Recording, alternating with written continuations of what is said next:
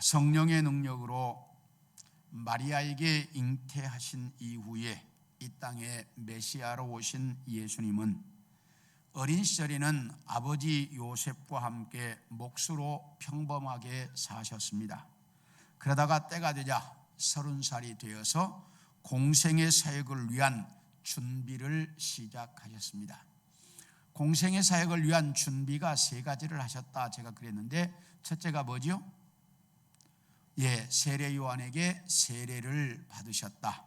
세례받고 물에서 올라올 때 성령이 비둘기같이 임하며 이는 내 사랑하는 아들이요 내 기뻐하는 자라고 하는 음성이 들렸고, 그 다음에 예수님께서 나사렛에서 살다가 어디로? 가버나움으로 이사를 하셔서 가버나움이 예수님 사역의 중심지가 되었다라고 하는 것도 말씀을 드렸고, 3번째 준비로 사탄에게 시험을 받으셨습니다. 그래서 첫사람 아담이 사탄의 시험에 실패했지만 둘째 아담으로 오신 예수님께서 사탄의 시험을 이기심으로 우리에게 사탄의 시험을 이길 수 있는 길을 여셨다 하는 것도 말씀을 드렸고요. 이렇게 준비를 끝낸 예수님께서 나사렛 회당에서 가르치실 때에 자기가 누구인지를 정확히 말씀하셨습니다. 나는 누구다? 기름 부음을 받은 자로 왔다. 기름 부음 받았다는 말이 무슨 뜻이라고 그랬죠? 그리스도라고 하는 뜻이요 메시아라고 하는 말이었다. 그래서 예수님께서 나는 메시아로 이 땅에 왔다라고 말씀하셨으며, 그러면 이 땅에 내가 뭐하러 왔느냐? 가난한 자, 포로된 자, 눈먼 자, 눌린 자들에게 자유를 주려고, 다시 이야기하면 죄에 매여 사는 인간들에게 죄에서 해방시키려고 내가 이 땅에 왔다라고 하는 것을 정확하게 오신 목적을 설명했습니다. 그리고 그 메시아가 지금 너희 앞에 와 있다라고 거기 모인 사람들에게 설명을 했더니 그 사람들이 예수를 죽이려고 했습니다. 그래서 낭떠러지로 끌고 가서 예수를 죽이려고 하자 예수님께서 그들을 떨치시고, 그리고 그들 가운데서 지나가심으로, 아직 때가 되지 않았기 때문에 죽지 않고 그들 가운데로 지나가심으로 사셨다 하는 것까지 지난 시간에 우리가 보았습니다. 오늘 본문 이제 31절부터 44절 마지막까지의 내용은 2가지입니다. 첫째, 31절부터 37절까지는 가버나움 회당에서 가르치신 내용이고, 38절부터 44절까지는 병을 고치시며 복음을 전하신 내용으로 되어져 있습니다. 자, 먼저 가버나움 회당에서 가르치신 내용을 보겠습니다. 자, 31절부터 37절까지인데 31절에 보면 갈릴리의 가버나움 동네에 내려오사 안식일에 가르치셨다. 자, 그 위에는 예수님이 어디서 가르치셨죠? 지난 시간에 나사렛 회당에서 가르치셨습니다. 자, 저를 보세요. 나사렛은 예수님의 뭐고? 고향이고, 예수님의 이제 원래 자기가 원적이 있는 곳은 베들레헴이지만 이제 그 예수님의 그 아버지 어머니가 처음부터 살고 있던 동네는 어디라고요? 나사렛이었습니다. 그래서 예수님이 이제 성장하셨던 곳이 나사렛이었고, 예수님이 공생애를 시작하시기 전에 이제 가버나움으로 이사를 가셨습니다. 그러면 나사렛과 가버나움은 뭐 그렇게 멀지 않지만 그래도 그 당시에는 걸어서 다녀야 되는 때는 꽤 뭐 거리가 있는 데입니다. 그런데 그 거리로 가버나움으로 이사를 가셨습니다. 그래서 예수님이 나사렛 회당에서 가르치면서 그들에게 죽을 뻔했고, 고향 사람들에게, 그리고 이제 가버나움으로 내려오셔서 가버나움 동네에 있는 회당에 안식일 날 들어가셔서 그들을 가르치셨습니다. 그러자 그들이 그 가르치심에 논란이, 예수님의 가르치심에 그 듣는 사람들이 놀랐는데, 그 이유는 그 말씀에 뭐가 있었다? 권위가 있었다. 예수님이 가르치시는 말씀이 권세가 있었다. 그래서 그들을 가르치던 서기관들이나 바리새인들의 가르침과는 전혀 다른 그런 권세 있는 가르침이었다라고 사람들이 다 놀랐습니다. 그러면 권세 있다는 말이 권위 있다는 뜻이 무슨 뜻일까? 그 다음부터 쭉 설명을 합니다. 33절부터 쭉 설명을 하는데, 그 회당 안에 어떤 귀신 들린 사람이 있었습니다. 예수님이 가르치실 때 귀신 들린 사람이 한 사람 거기 있었는데, 이 사람이 예수님을 알아보고 나사렛 예수여, 우리가 당신과 무슨 상관이 있어서 우리를 멸망시키려고 합니까? 왜 우리를 멸망시키려고 합니다? 나는 당신이 누구인지를 압니다. 당신은 하나님의 거룩한 사람입니다. 지금 누가 말하는 거예요? 그 귀신 들린 사람 안에 있는 귀신이 말하는 거죠. 이건 예수님이 누구인지를 알아보는 것은, 지금 거기에 있는 사람들은 예수님이 누구인지를 몰라요. 예수님이 어떤 분인지를 몰라요. 그런데 누가? 귀신이 예수님을 알아보는 거예요. 나는 당신이 누구인지를 안다. 당신은 하나님의 거룩한 자다. 하나님의 아들이다. 왜 우리가 당신과 무슨 관계가 있어 우리를 죽이려고 이 땅에 왔냐? 이러면서 귀신이 예수님을 알아보았습니다. 그러자 예수님께서 그 귀신을 꾸짖으시면서 조용하게 이렇게 말씀합니다. 그 사람에게서 나와라.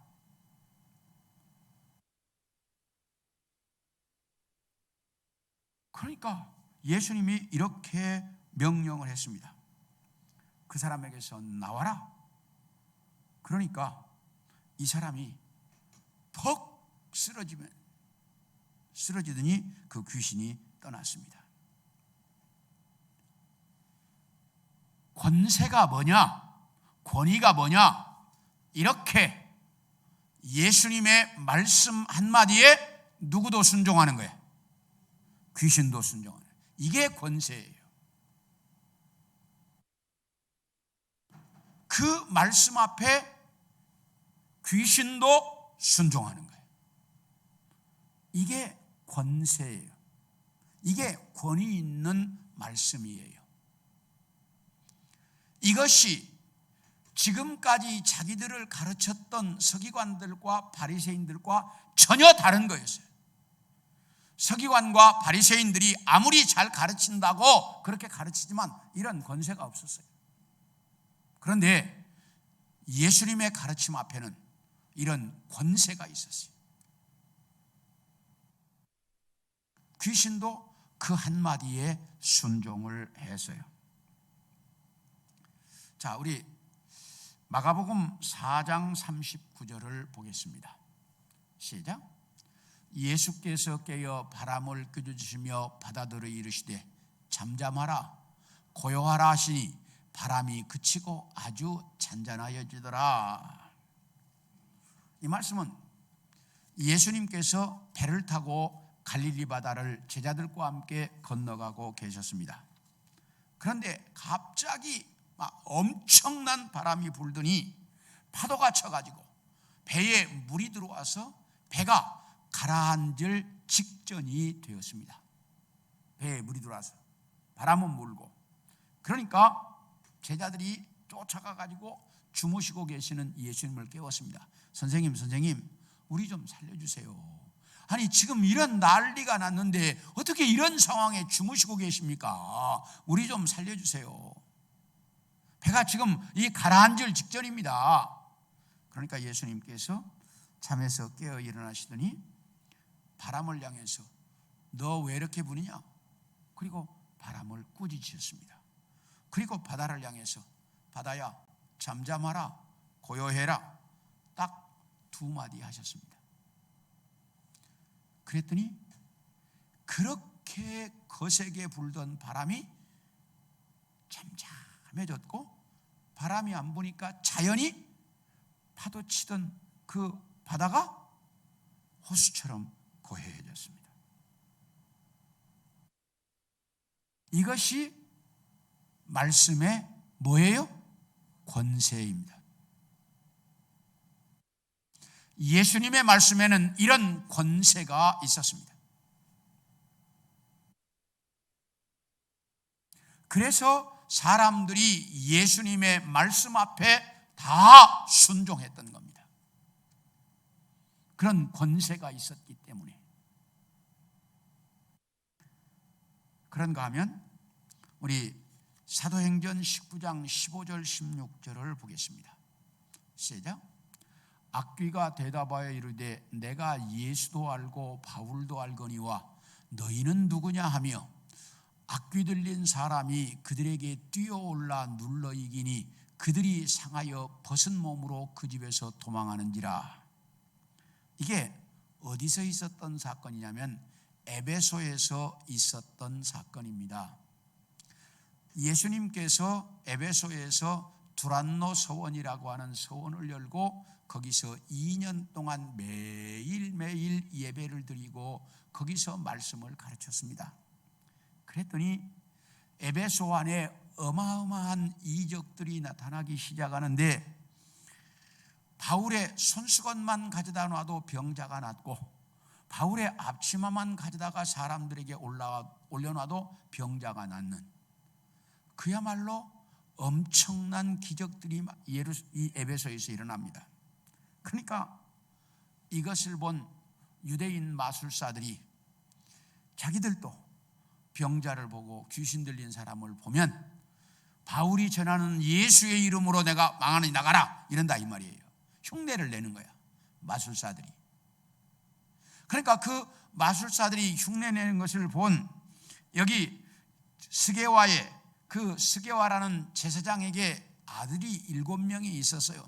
뭐 지금이야 7명 낳았다 그러면 그건 너 도둑놈 뭐 이러겠지만은 다 그 당시에 7명은 뭐 평균적인 때였으니까 스게와라는 제사장이 아들이 7명이 있었어요. 그런데 그 7명의 아들들이 이것을 보고 귀신 들린 사람을 딱 만났어요. 그러니까 바울이 전하는 예수의 이름으로 명하는 귀신아 나가라 딱 그랬어요. 그러니까 그 귀신이 야 내가 예수도 알고 바울도 아는데 너는 웬 놈이냐? 이러더니 귀신이 그냥 뛰어올라서 이 스게와의 7 아들을 죽이겠다고 난리니까 이 사람들이 옷을 벗어버리고 벗은 몸으로 도망갔다 그랬어요. 자, 그러면 바울의 말이나 예수님의 말씀에는 귀신들도 뭐하는? 순종하는 뭐가 있어요? 권세가 있어요. 그런데 지금 이 스게와의 7 아들의 말에는 귀신들이 순종할 수 있는 권세가 없어요. 똑같이 예수의 이름을 빌려서 말하지만 그 말에는 권세가 없어요. 그러니까 귀신이 뭐하지 않는 거야? 순종하지 않는 거예요. 이런 권세가 있어야 돼요. 그래서 예수님의 말씀 앞에는 귀신도 순종하고 수많은 병들도 다 낫고, 그렇게 예수님의 말씀 앞에는 권세가 있었어요. 그래서 사람들이 예수님의 말씀을 듣고 싶어서 그렇게 많은 사람들이 모였어요. 이건 그 말씀 앞에 권세가 있기 때문입니다. 우리 인간의 말에는 권세가 없지만 성경의 말씀은 뭐가 있다? 권세가 있어요. 왜? 성경의 말씀은 하나님이고 성경의 말씀은 바로 하나님의 말씀이기 때문에 성경은 권세가 있는 거예요. 이 권세가 있다고 하는 것을 여러분들이 알고 이 땅에서 말씀을 대하고 말씀을 듣고 말씀을 읽고 말씀을 믿을 때 그 권세가 나타나는 거예요. 그런데 이 성경의 말씀의 권세를 잘 인정하지 않아요. 그러다가 보니까 우리에게 이런 권세와 능력들이 나타나지 않는 거예요. 이제 여러분들이 이 말씀의 권세를 인정하고 믿고 신앙생활할 수 있기를 원합니다. 이런 권세가 있어야 돼요.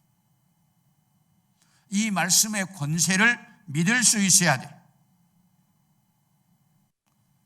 그래서 이렇게 그 예수님의 말씀에는 권세가 있었고 그 권세 있는 것을 알아본 이 사람들이 다 놀랐어요.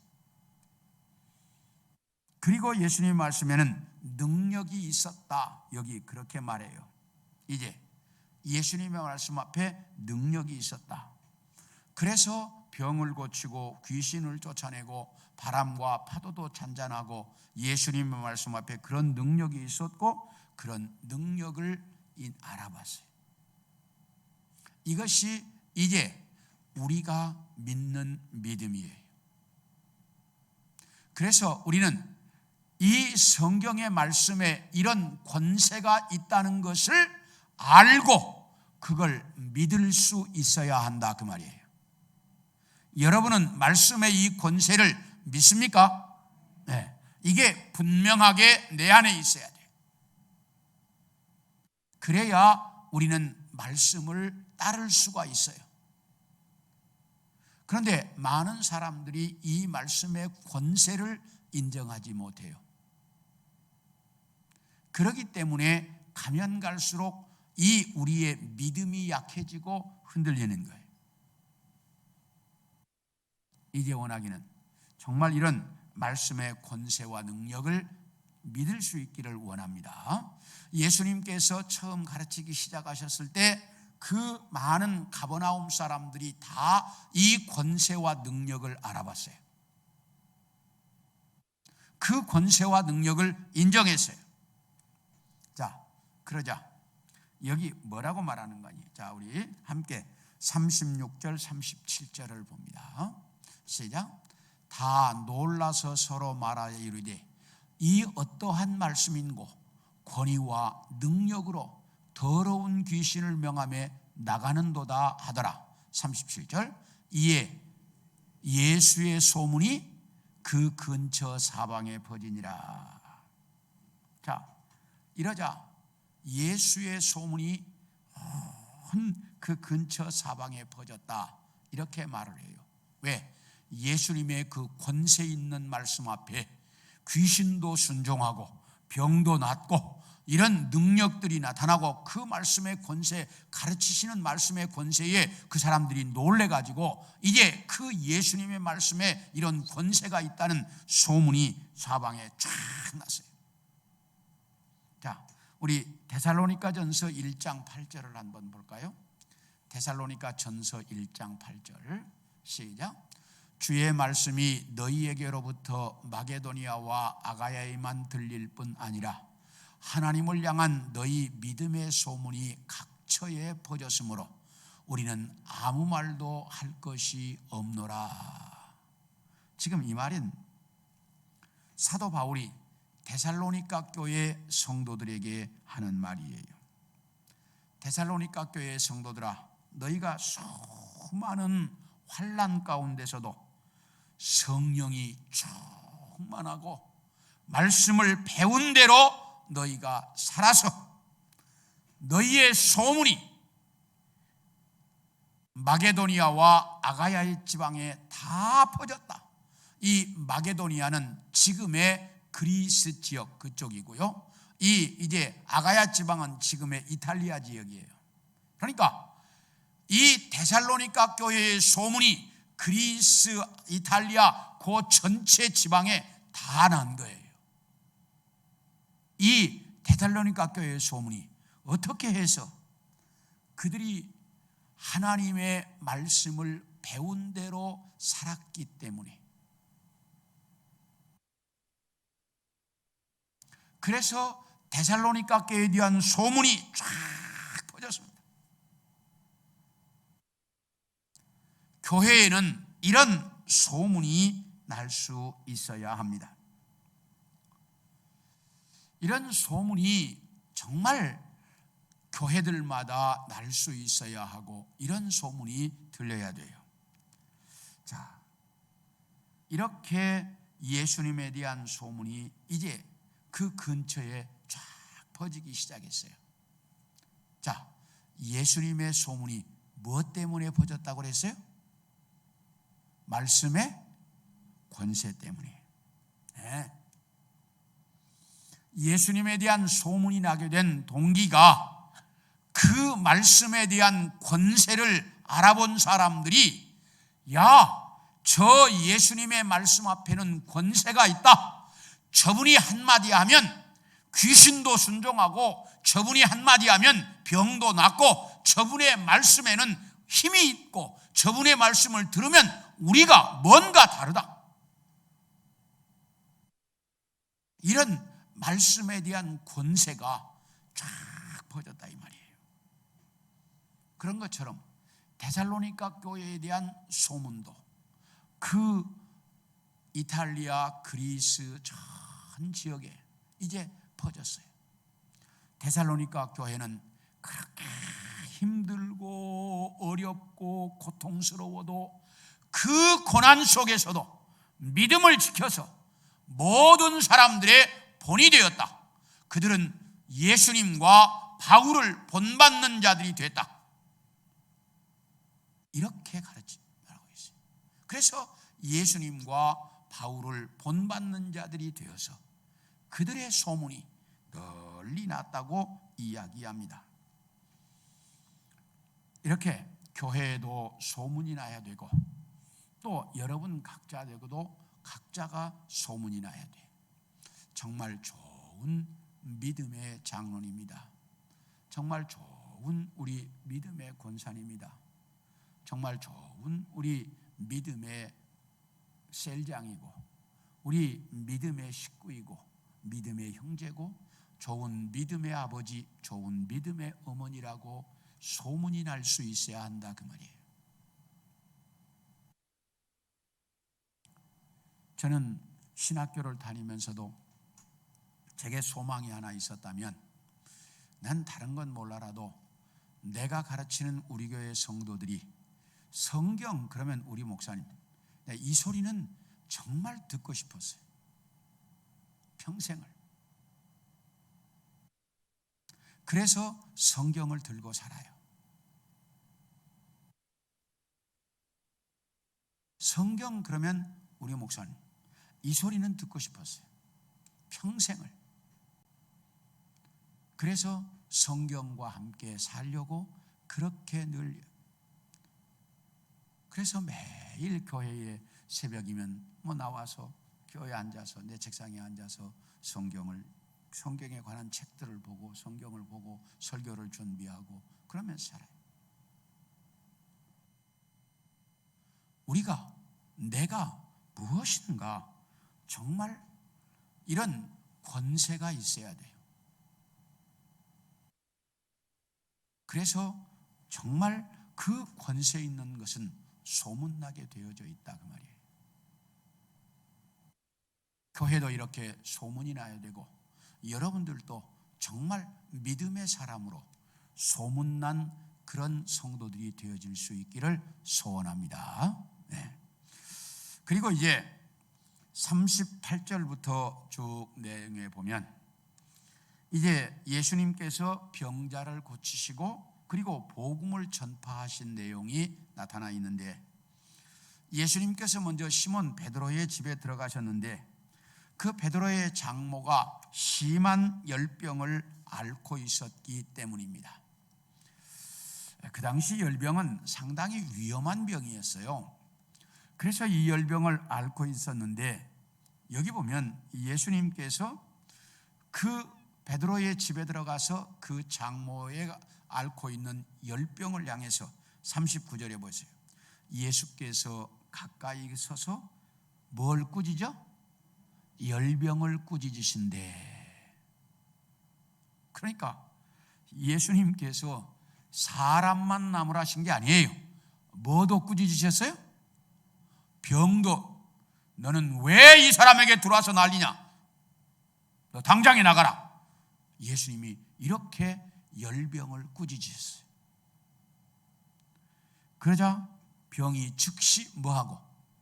떠나고, 병이 나아 건강하게 된 그의 장모가 이제 수종을 들었다. 손님 젖대를 하게 되었다라고 말합니다. 참 이것을 보면 예수님의 그 권세가 병을 꾸짖으시는 그런 권세를 가지고 계셨어요. 그래서 그 예수님이 병을 꾸짖으시니까 병이 순종해서 나갔어요. 그래서 그리고 그 집에 앉아 계시는데 저녁 때쯤 되자 소문이 쫙 나가지고 수많은 사람들이 이제 각종 병든 자들이 몰려오기 시작하는 거예요. 그러니까 예수님께서 그 온 병자들에게 손을 얹으시고 다 병자를 이제 안수해서 치료하셔서 돌려보내셨다. 이렇게 말합니다. 이건 예수님에 대한 소문이 나니까 이렇게 사람들이 몰려오기 시작했던 것입니다. 이렇게 소문이라고 하는 것은 참 중요합니다.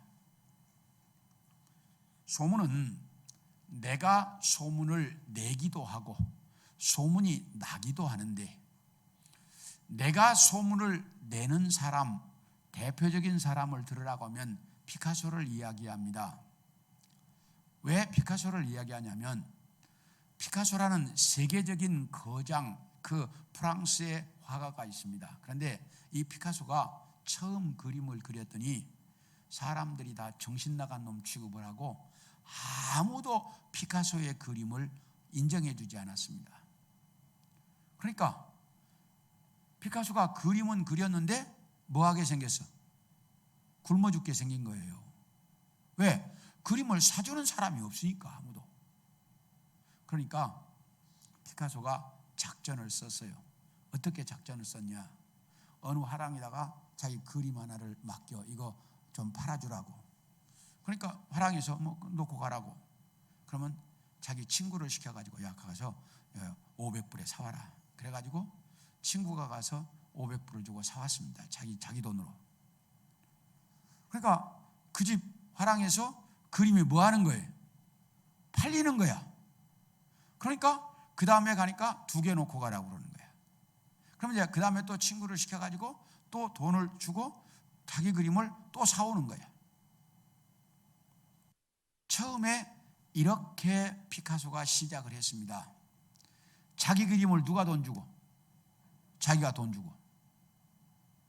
그러니까 화랑에서는 그림이 뭐 하니까?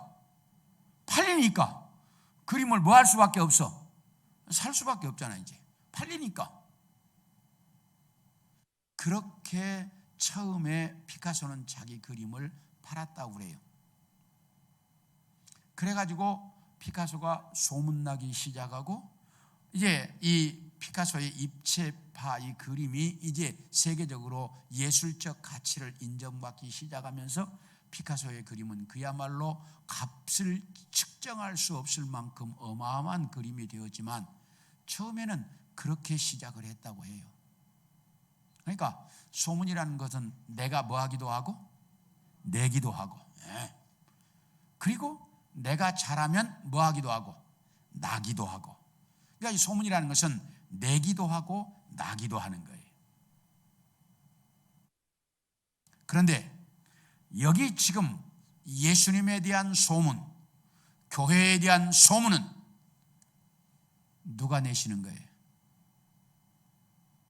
하나님께서 내시는 겁니다. 이건 우리는 정확하게 알아야 돼요. 이건 하나님께서 내시는 겁니다. 이 소문은 예수님께서 이렇게 이제 그의 소문이 쫙 났습니다.